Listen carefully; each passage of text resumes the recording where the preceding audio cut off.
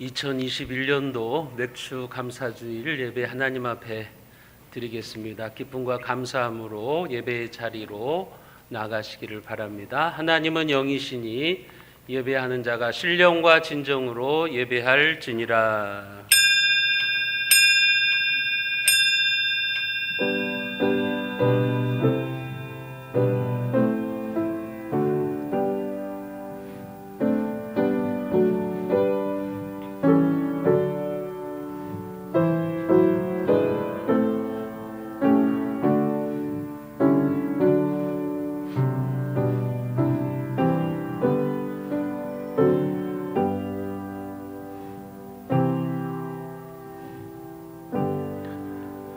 주께서 나의 슬픔을 변하여 춤이 되게 하시며 나의 베옷을 벗기고 기쁨으로 띠띠우셨도다.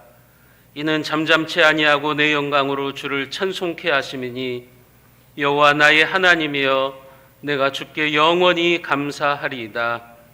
우리의 영원한 찬송과 감사의 대상이 되시는 하나님 아버지, 범사에 감사라고 하신 하나님의 명령대로 오늘 맥주 감사 예배로 드리오니 이 예배를 기쁘게 받아 주옵소서. 지나간 반년의 시간 속에서 우리에게 베풀어 주신 그 하나님의 사랑과 보호하심에 감사하게 하시고 남아있는 6개월 동안도 우리의 삶을 선하게 인도하실 하나님을 기대하며 찬양하게 하여 주옵소서.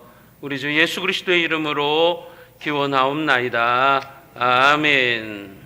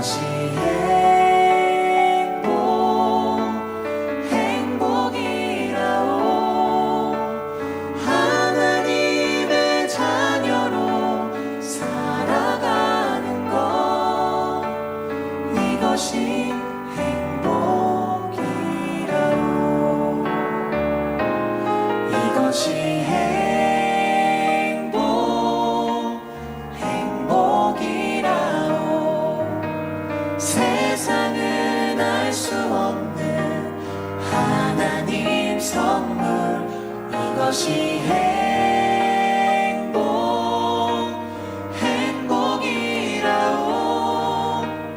하나님의 자녀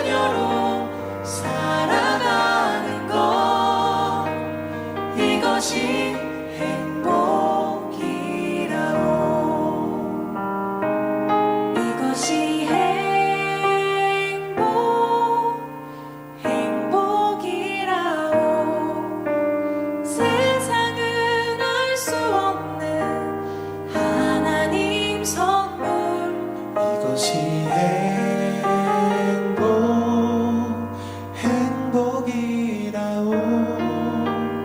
하나님의 자녀로 살아가는 것, 이것이 행복이라오. 이것이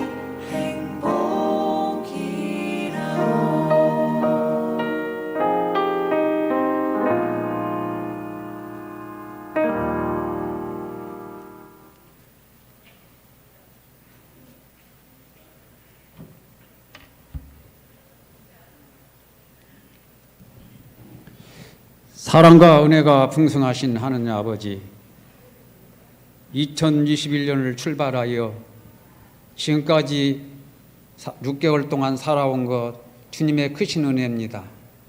하느님 아버지, 작년부터 지금까지 코로나가 유행되고 또 경제가 어려운 시기에 우리 하나님께서 새순교회와 새순교회 성도들을 보살펴 주시고 보호하여 주시고 형통의 길로 인도하신 우리 하나님 아버지께 감사와 영광과 찬송을 드립니다. 아버지 하나님, 오늘 거룩하고 복된 날, 특히 맥주 감사 주일로 이렇게 드릴 수 있도록 은혜 주시니 진심으로 감사합니다. 이 시간 저희들이 마음과 뜻과 정성을 모두어서 우리 하나님께 맥주 감사 예배를 드릴 수 있도록 성령께서 인도하여 주시옵소서. 아버지 하나님, 저희들이 살아올 때에 주님 뜻대로 살지 못한 것 다 이 시간 용서해 주시고 우리 주 예수 그리스도의 보혈로 씻어서 깨끗하고 정결케 하시옵소서. 그래서 이 시간에 마음과 뜻과 정성을 모두 하나님께 예배드리는 것을 우리 하나님께서 연락하여 주시고 저희들에게 은혜와 복을 내려 주시옵소서. 앞으로도 우리 새순교회와 새순교회 성도들에게 우리 하나님께서 한없이 부으시는 큰 은혜를 맛보며 누리며 살아갈 수 있도록 우리 주님께서 인도하여 주시고, 저희들이 세상 살아가면서 어려움을 만날 때도 우리 주님께서 저희들과 함께하여 주시옵소서. 그리고 저희들은 그 어려움을 만날 때도 우리 주님 손을 꼭 붙잡고 감사하며 찬양하며 감사 기도를 드리면서 예수 이름으로 극복해 나갈 수 있도록 저희들에게 큰 믿음 허락하여 주시옵소서. 아버지 하나님, 우리 교회가 더욱더 부흥하고 성장할 수 있도록 주님께서 도와주시고 인도하여 주시옵소서. 코로나로 인하여서 저희들이 흐트러진 마음을 다 붙잡고 믿음이 떨어졌다면 다시 믿음이 회복되는 역사가 있게 하여 주시옵소서. 또한 우리 교회 교육부서가 아버지 하나님 정상적으로 될 수 있도록 우리 하나님께서 도와주시고 인도하여 주시고 활성화되게 하여 주시고 또 부흥하고 성장할 수 있도록 우리 하나님께서 인도하여 주시옵소서. 아버지 하나님, 코로나가 속히 이 땅에서 물러가게 해주시고 또 아울러서 정치적으로도 우리 하나님께서 간섭하여 주시옵소서. 다시 포괄적 차별금지법을 통과시키려고 이렇게 발버둥치고 있습니다. 아버지 하나님, 그것을 막아주시고 아버지 하나님, 우리나라가 다시 한번 우리 하나님 은혜로 교회를 중심으로 해서 부흥의 역사가 일어나게 하여 주셔서 우리나라가 하나님 더욱더 경건해지고 정화되는 나라가 될 수 있도록 우리 하나님께서 도와주시고 인도하여 주시옵소서. 우리 하나님 나라를 위해서 하나님 말씀과 기도로 목양하시는 주의 사자 우리 목사님에게 영육간에 강건케 하여 주시고 성령 충만, 말씀 충만, 능력 충만을 덧입혀 주시옵소서. 이 시간 하나님 말씀을 대언하고 증거하실 때 성령의 권능이 함께하여 주셔서 그 말씀이 우리에게 생명의 말씀이 되게 하여 주시옵소서.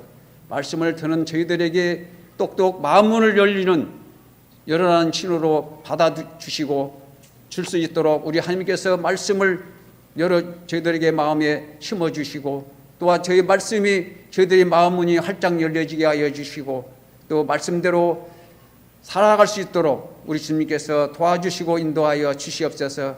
그래서 말씀대로 실천함으로써 하나님께서 잘했다고 칭찬받는 멋진 성도들이 다 될 수 있도록 결심하고 결단한 은혜로운 하나님 말씀 시간이 될 수 있도록 우리 주님께서 인도하여 주시옵소서.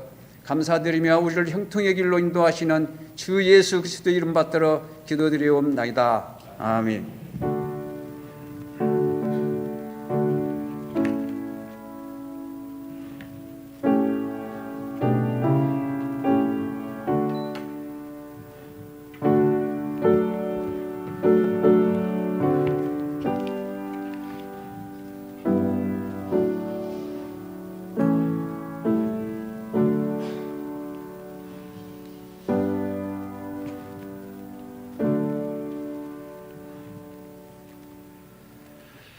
준비한 예물을 하나님 앞에 봉헌하겠습니다.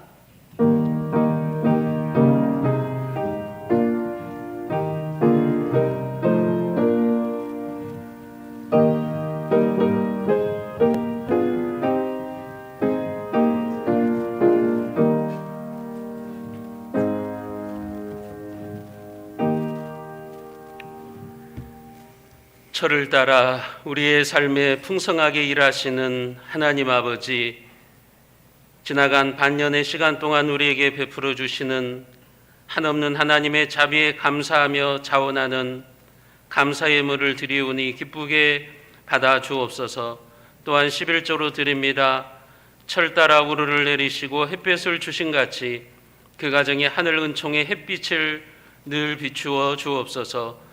맥주 감사 예물, 주정 예물, 생일 예물로 드립니다. 남아있는 인생의 시간도 풍성하고 윤택하고 건강하고 기쁨으로 가득 차게 하여 주옵소서. 선교 구제 장학 전도헌금으로 교회 사랑 헌금으로 드립니다. 드리는 자들의 가정과 삶이 창성해지게 하시고 믿음의 표적들도 나타나게 하여 주옵소서. 아들의 공무원 시험 합격을 감사하며 떡으로 대접하는 가정이 있습니다. 그 아들이 앞으로 공무를 감당할 때 섬김의 자세로 하나님의 영광을 드러내고 사람들로부터 존경을 받는 귀한 믿음의 자녀가 되게 하여 주옵소서. 하나님께서 그 삶을 푸른 초장으로 인도하시고 기도할 때마다 주님의 손길을 체험하는 은혜의 강가로 인도하여 주옵소서. 우리 주 예수 그리스도의 이름으로 간절히 축복하며 기도드리옵나이다. 아멘. 교회 소식입니다. 오늘은 2021년도 맥주 감사주일로 지킵니다. 지난 6개월 동안 인도하신 하나님의 은혜에 감사하시면서 감사의 제목들을 여러분들 찾아보시고 맥주 감사헌금은 여러분들에게 나눠드린 감사헌금 봉투를 사용하시기를 바랍니다. 7월부터는 새로운 사회적 거리두기가 개편되어서 적용이 됩니다. 우리 지역은 사적 모임의 인원 제한이 없습니다. 7월 달부터는 인원 제한이 없습니다. 확산되기 전까지는 조금은 사적 모임에 있어서 이제 자유로워지게 됩니다. 예배도 수용 인원의 50%가 적용이 됩니다. 그리고 예배 자리에 앉으실 때 이제부터 한 칸 띄우기가 가능합니다. 이렇게 지금은 뭐 1m 이상 이렇게 띄워졌는데 새로 개편된 것에는 한 칸만 띄면은 여러분들이 착석하실 수 있다고 하는 것을 아시고, 또 백신 접종자는 이 50% 수용 인원 산정에서 제외가 됩니다. 그러니까 백신을 접종했다고 하면 이제는 100%도 가능한 거예요. 접종자들로는 100% 예배도 가능하다고 보시면 됩니다. 그리고 그에 따라서 성가대나 소모임은 백신 접종자로 구성해서 가능하게 됩니다. 이제 성가대도 가능하게 되었다고 하는 것을 기억하시기를 바랍니다. 그러나 식사나 숙박은 이제 계속해서 자제를 하게 되고, 또 총회 지침에 따라서 이제 수련회나 캠프도 자제하게 됩니다. 금지하는 것은 아니지만 앞으로 이 델타 변이 바이러스 또 델타 플러스까지 지금 우리나라도 들어와서 확산되고 있는데, 이것이 앞으로 어떻게 전개될지 조금 불확실성을 가지고 있기 때문에 조심하라고 하는, 자제하라고 하는 그런 지침입니다. 여러분들도 백신을 접종하셨어도 당분간은 마스크를 좀 쓰시고 불편하시더라도 예배에 참여해 주시기를 바랍니다.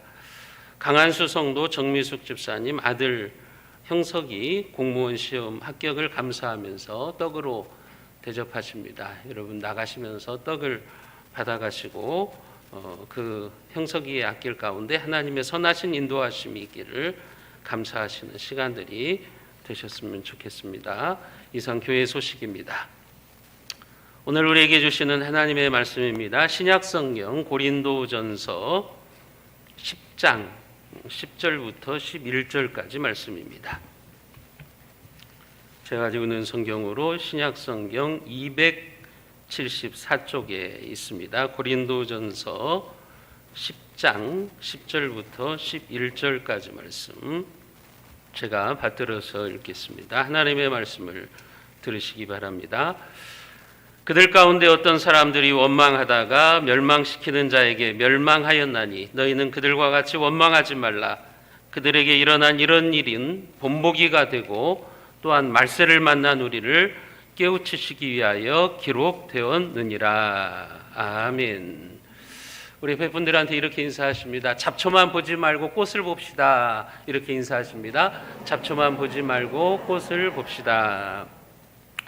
우리가 인생을 살아가다 보면 꽃을 보기도 하고 잡초를 보기도 합니다.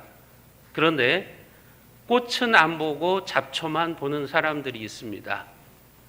잡초를 보느라고 옆에 피어있는 꽃의 아름다움은 발견하지 못하는 그런 어리석은 인생을 살아가는 사람들이 많이 있다고 하는 것입니다. 그런 것처럼 하나님께서 내게 주신 것에 자족하면서 감사하는 인생이 있고 나에게 없는 것을 바라보면서 불평하면서 살아가는 인생도 있다고 하는 겁니다. 잡초만 보면서 살아가는 인생이라고 하는 것입니다. 꽃을 보는 사람은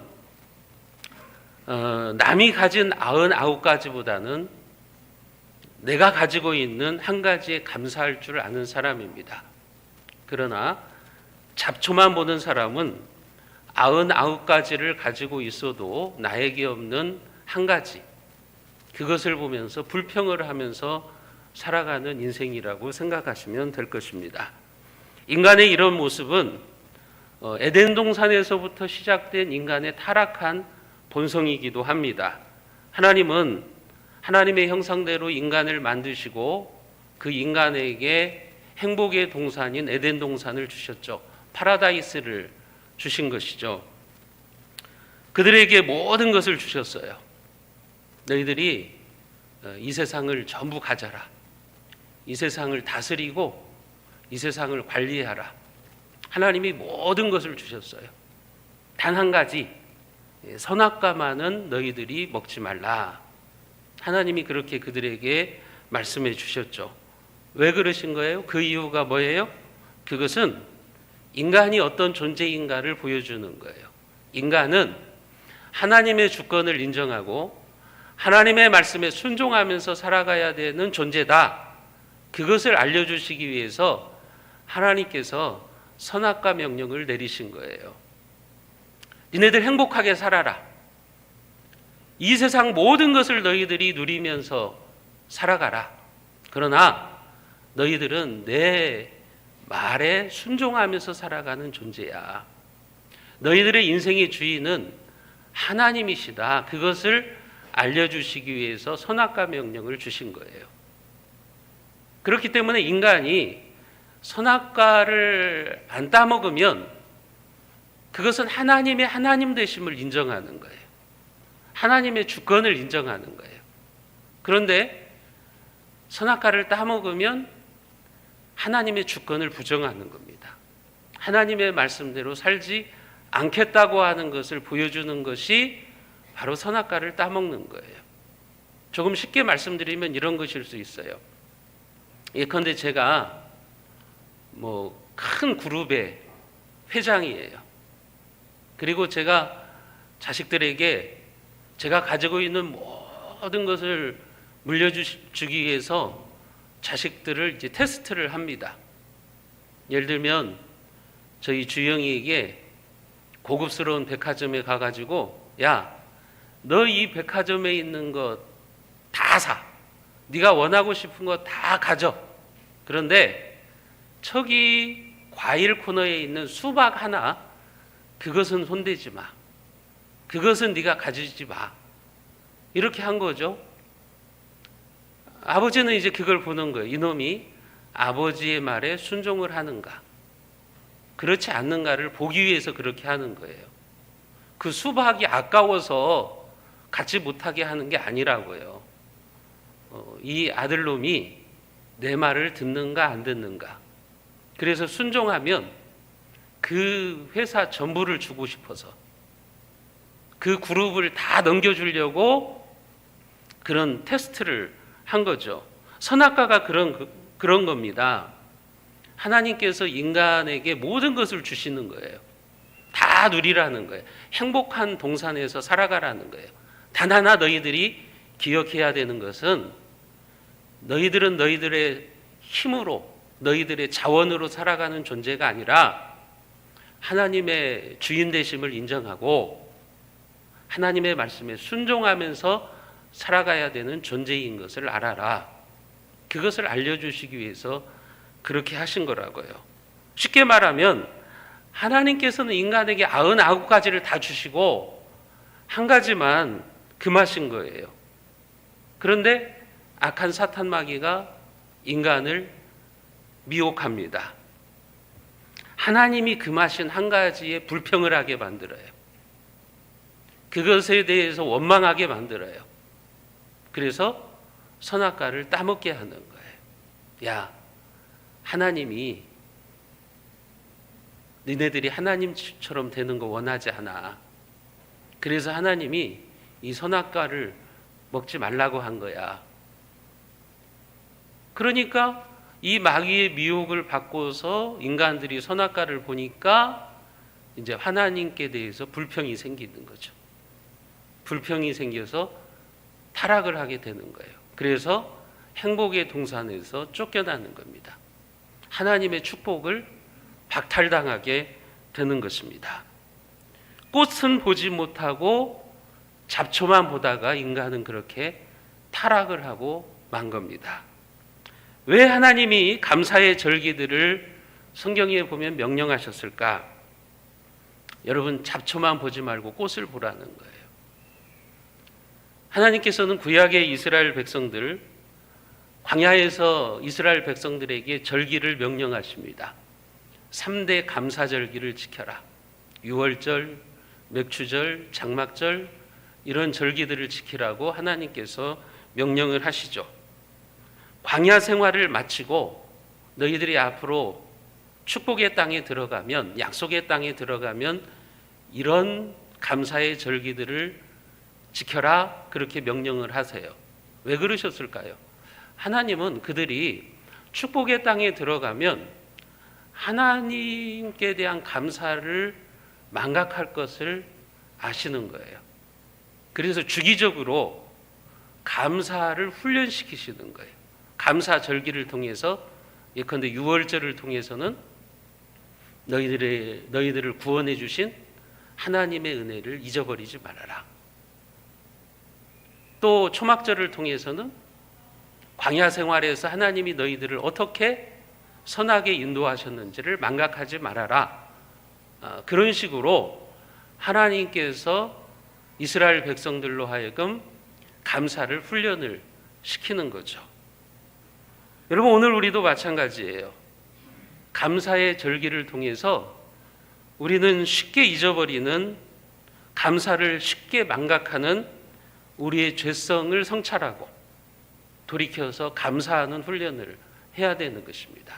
1년에 몇 차례 있는 이 감사의 절기들을 통해서 그동안 잊어버렸던 감사의 마음을 회복해야 되는 것이죠. 하나님은 이 절기들을 통해서 우리들에게 감사를 훈련시키는 거예요. 하나님이 왜 이스라엘 백성들에게 감사의 절기를 광야에서 명령하신 거예요? 그들의 주특기가 뭐냐면 원망과 불평이에요. 특별히 광야에서 그들의 삶을 돌이켜보면 사사건건 원망하고 불평하는 그런 삶을 살았기 때문에 그런 겁니다. 오늘 본문에 보면 사도 바울은 그런 구약의 하나님의 백성들, 구약의 이스라엘 백성들의 광야 생활을 통해서 신약의 하나님의 백성들에게 본보기로 삼으라고 교훈을 해주시고 있습니다. 한마디로 말하면 거울로 삼아라.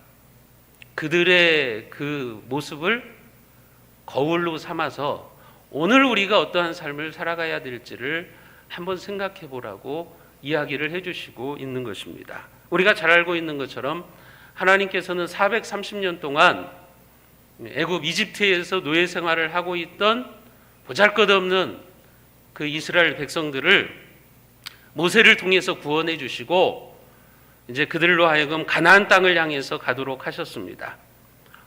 광야를 지나서 축복의 땅을 향해서 가라고 하시는 겁니다. 그러니까 광야는 그 자체가 목적이 아니에요. 광야는 그 자체가 목적이 아니라 약속의 땅으로 가는 과정이에요. 여러분, 하나님이 광야를 허락하신 것은 광야에서 너희들 죽으라는 게 아니에요. 광야를 통과해서 젖과 꿀이 흐르는 약속의 땅으로 들어가라는 거예요. 그곳에서 하나님이 주신 축복을 누리라고 하는 거예요. 그런데 그 과정에서 그들의 모습을 보면 조금만 어려워도 원망하고 불평하죠. 그들이 애굽에서 나와서 홍해에 도착을 합니다. 홍해에 도착을 했는데 애굽의 군대들이 뒤쫓아오기 시작하는 겁니다.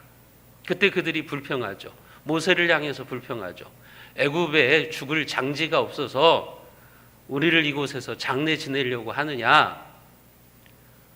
그 애굽에서 나온 지 불과 몇 시간이 되었다고, 며칠이 되었다고. 여러분, 불과 몇 시간 전에 하나님이 그들을 구원하기 위해서 10가지 재앙으로 애굽을 멸망시키는 모습, 그 모습을 봤잖아요. 그런데도 앞에 홍해가 놓여 있다고 그렇게 불평을 쏟아놓기 시작하는 거죠. 하나님이 어떻게 하셨어요? 홍해를 가르셔서 그래서 그들을 구출해 내시잖아요. 그렇게 수르광야에 들어가게 됩니다. 사흘을 걸어서 수르광야에 이르게 됩니다. 물이 없어요. 또 원망하는 거죠. 뭐라고 원망하냐면 우리를 목말라 죽이려고 데리고 나왔느냐 하면서 또 모세를 향해서 원망을 하기 시작합니다. 하나님이 어떻게 하셨어요? 쓴물을 단물로 바꾸시잖아요. 그래서 그들에게 물을 먹여주셨잖아요. 또 신광야에 이르게 됩니다. 신광야에 가서도 뭐라고 불평을 하냐면 먹을 것이 없다고 불평을 해요. 굶어 죽겠다고. 애굽에서 가지고 나온 음식이 다 떨어졌으니까 이제 굶어 죽겠다고 또 불평을 하기 시작해요. 하나님께서는 하늘에서 만나를 내려주셨어요. 하늘의 양식을 내려주셔서 그들로 하여금 배불리 먹게 해주셨습니다. 그러면 감사할 만한데 안 그래요. 르비딤이라고 하는 곳에 갔더니 또 물이 없다고 불평을 쏟아내기 시작하는 거예요.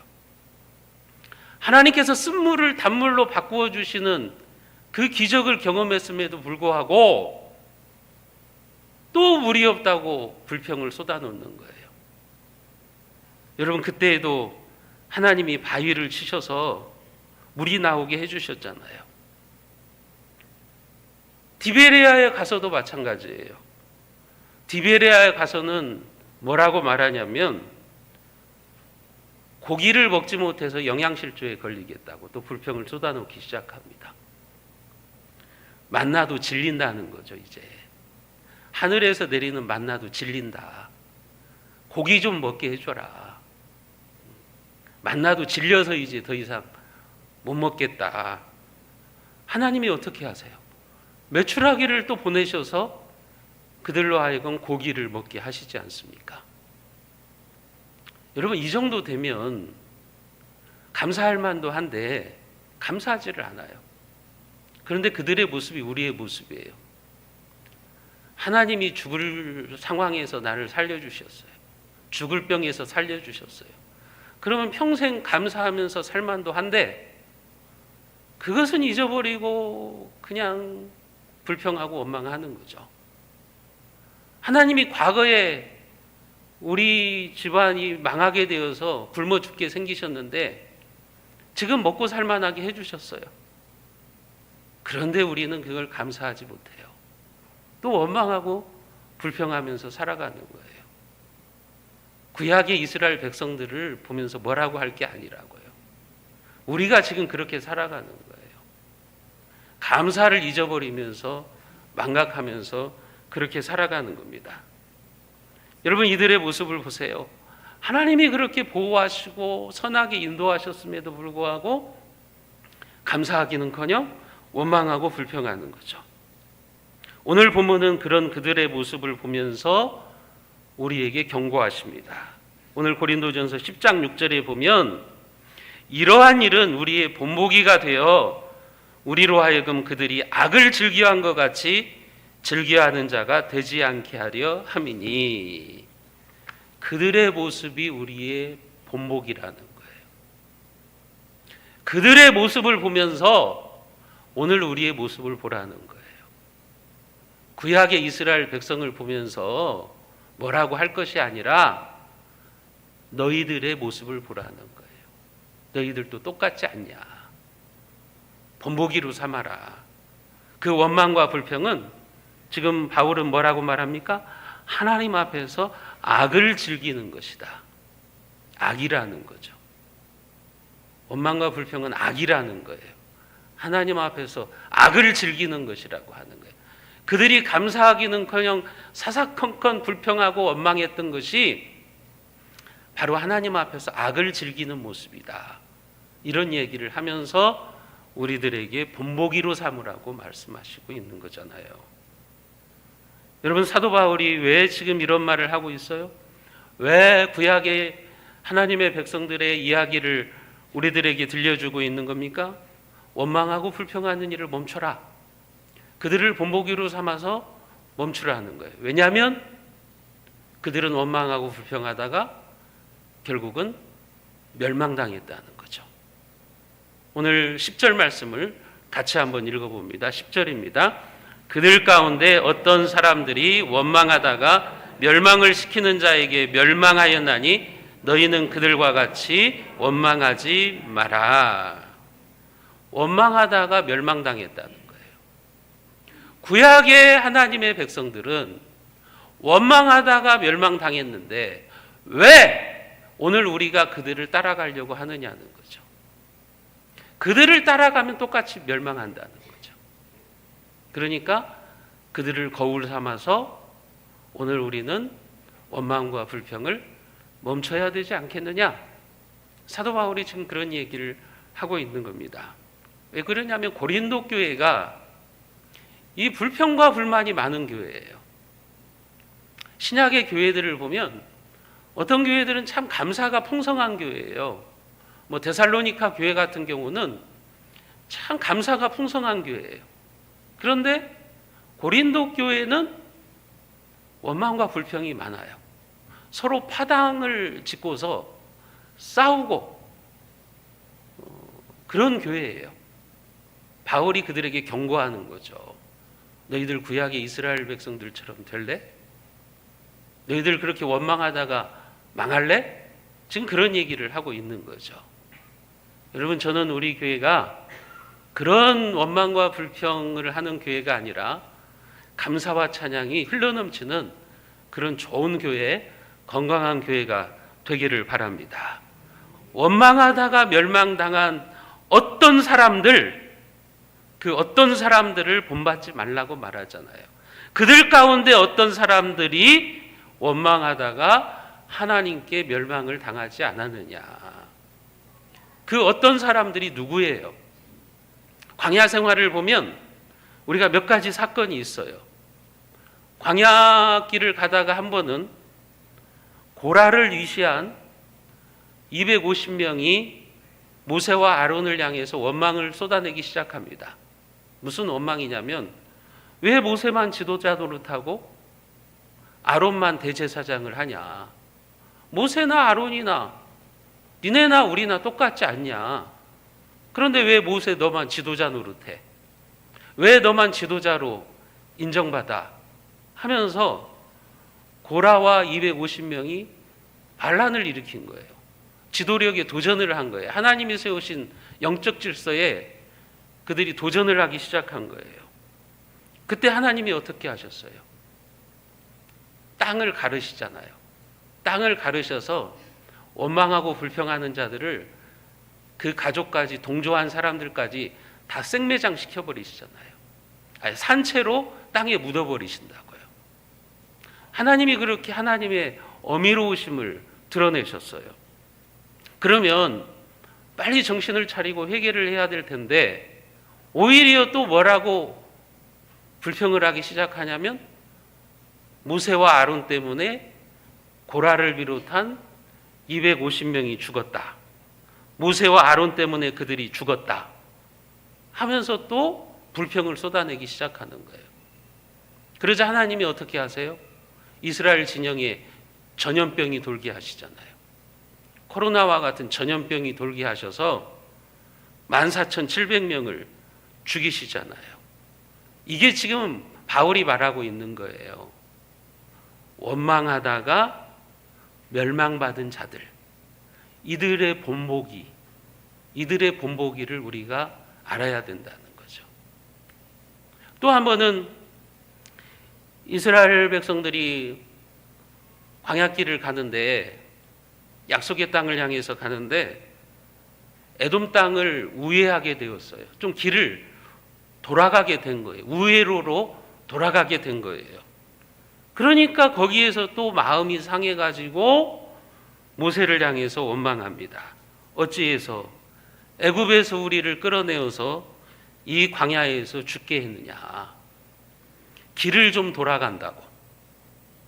그게 힘들다고. 또 원망하기 시작하는 거죠. 길을 좀 돌아가는 거 그것을 못 참고 불평을 쏟아내기 시작하는 거죠.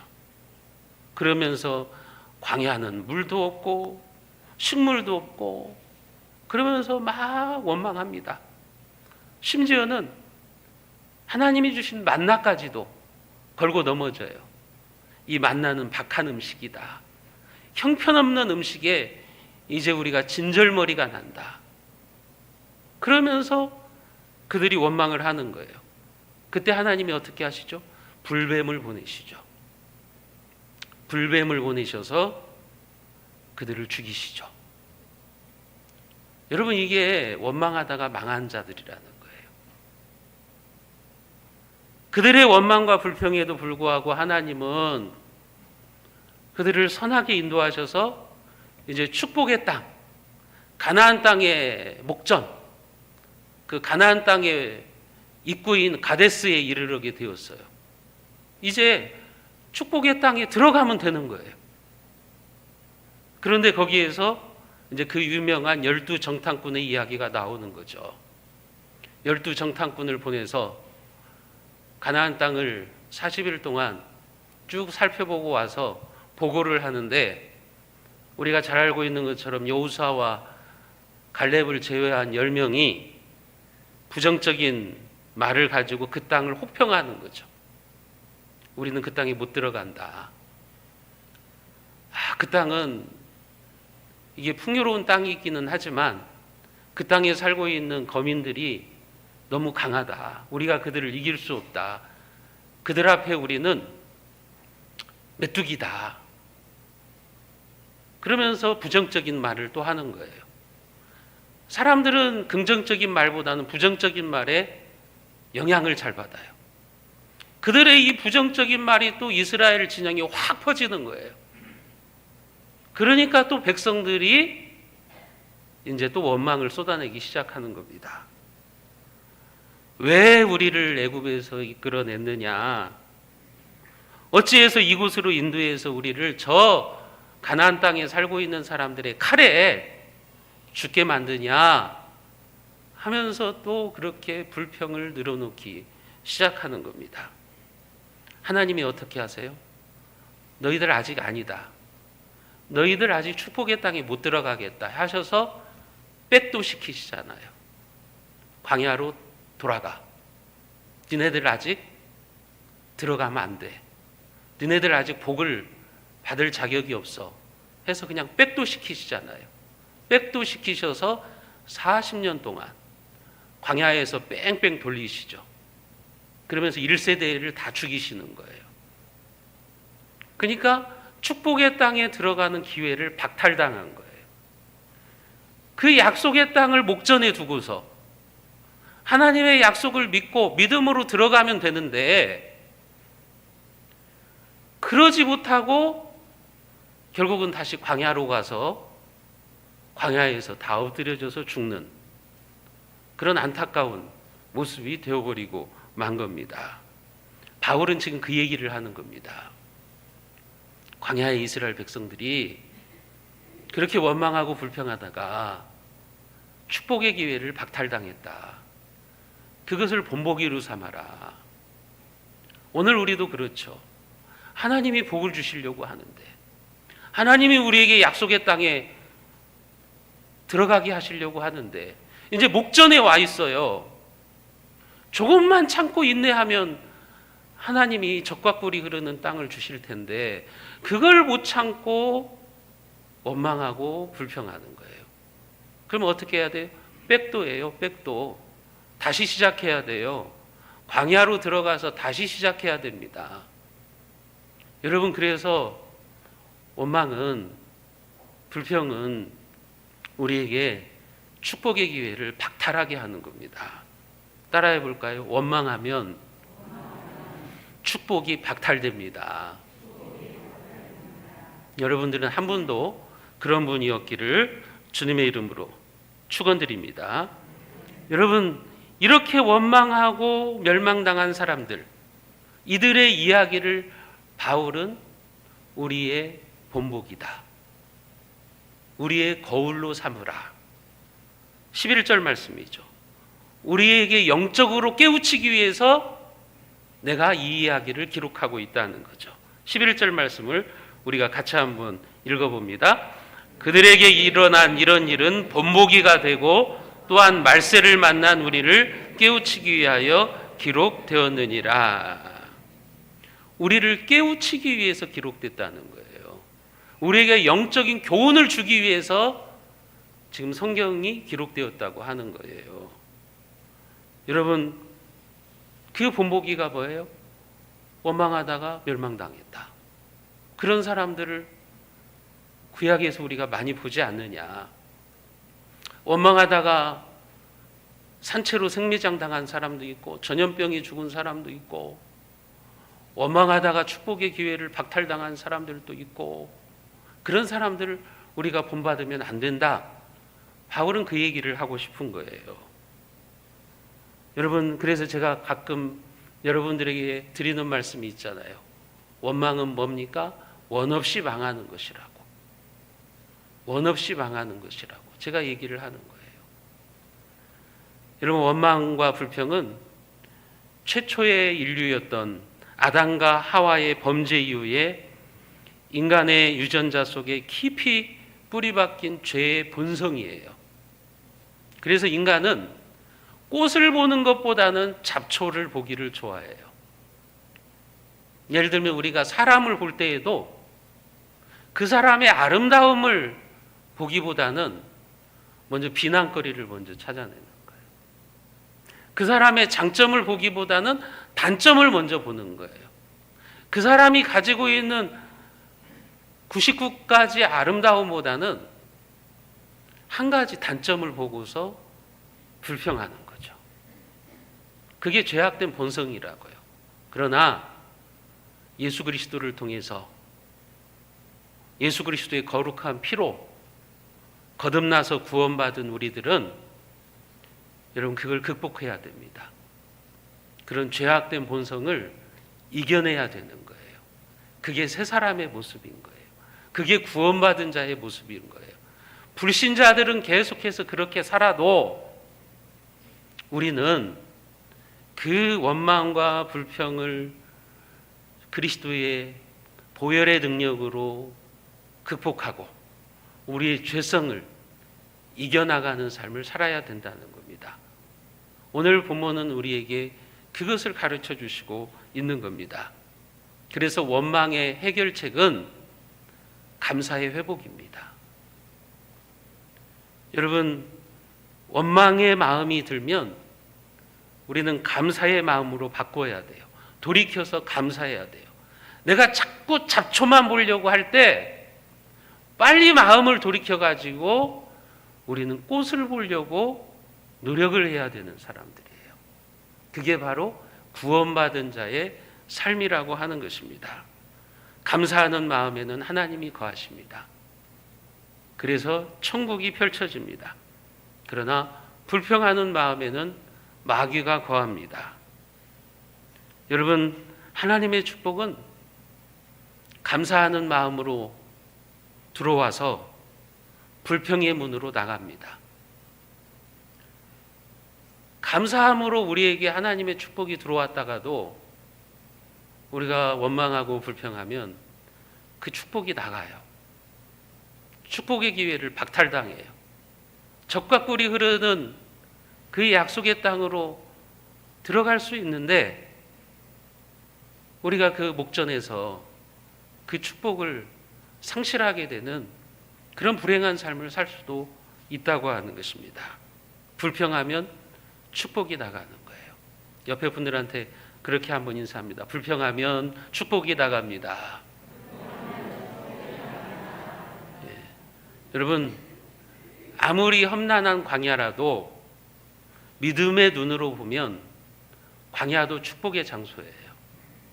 하나님은 그래서 광야에서도 이스라엘 백성들에게 감사의 절기를 명하시는 겁니다. 광야를 어떻게 보느냐, 그거에 따라서 인생의 태도가 달라집니다. 우리가 인생의 광야를 어떻게 보느냐, 거기에는 두 가지 관점이 있어요. 하나는 헬라적인 사고방식이 있고 히브리적인 사고방식이 있어요. 히브리적인 사고방식은 성경의 관점이죠. 이 헬라적 관점은 뭐냐? 이 불신자들의 시각이죠. 불신자들의 시각에서 광야는 에레모스라고 하는 건데 황량한 곳이에요. 버려진 곳이에요. 악령들이 거하는 곳이에요. 불신자들의 눈에 광야는 고통의 장소일 뿐이에요. 그런데 히브리적 관점, 하나님의 백성들의 시각에서 광야, 미드바르라고 그러는데 그 미드바르는 하나님이 거하시는 곳입니다. 하나님을 만나는 곳입니다. 여러분들의 인생의 광야를 어떻게 보느냐, 이게 매우 중요합니다. 여러분들은 광야를 어떤 관점으로 보시나요? 여러분들이 불신자들의 관점에서 광야를 보시나요? 아니면 여러분들이 신앙의 관점에서 광야를 보시나요? 어떤 관점에서 보느냐에 따라서 여러분들의 삶은 달라지는 것입니다. 광야를 불신앙의 관점에서 보면 어떤 곳입니까? 광야는 먹을 것이 없는 곳입니다. 마실 것이 없는 곳이에요. 광야는 정갈과 불뱀이 우글거리는 곳이에요. 하지만 신앙의 관점에서 보면 하나님이 임재하시는 곳이에요. 불신자들의 관점에서 보면 광야는 물도 없고 먹을 것도 없고 위험이 상존하는 곳이지만 그것을 신앙의 관점에서 보면 물이 없지만 하나님이 먹여주십니다. 먹을 것이 없지만 하나님께서 하늘의 양식으로 우리를 배불리시는 곳입니다. 그곳이 광야라고 하는 것입니다.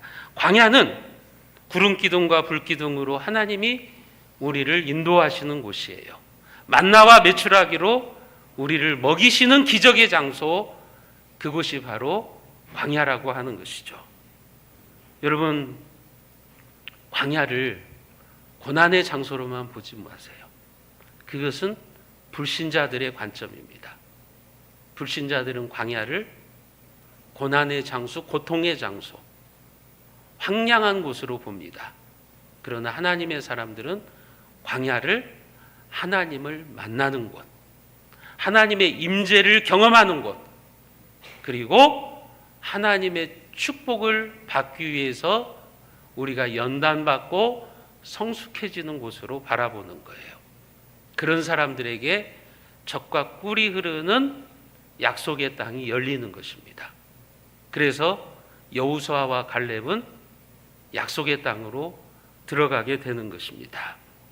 사랑하는 성도 여러분, 여러분들의 광야길은 어떠십니까? 여러분들의 광야가 불신자들의 관점으로 보여지지 않기를 바랍니다. 광야의 인생길을 신앙의 관점에서 여러분들 쳐다보시기를 바랍니다. 감사로 여러분들이 여러분들의 인생을 해석하시기를 바랍니다. 여러분들이 이 맥주 감사주의를 보내면서 다시 한번 감사에 눈을 뜨는 행복자들이 되시기를 바랍니다. 그래서 광야에서도 감사라고 하는 꽃을 피워내고 하나님의 임재를 체험하는 아름다운 하나님의 백성들이 다 되시기를 주님의 이름으로 축원드리겠습니다. 기도합니다. 하나님 아버지, 오늘 말씀을 통해서 우리는 구약의 이스라엘 백성들이 원망하고 불평하다가 멸망을 당하는 그 본보기를 봅니다. 바울은 우리에게 말합니다. 그들의 모습이 우리의 거울이 되어야 된다고. 그들처럼 원망하고 불평하다가 망하고 멸망당하는 삶을 살지 말라고 우리들에게 교훈해 주고 있습니다.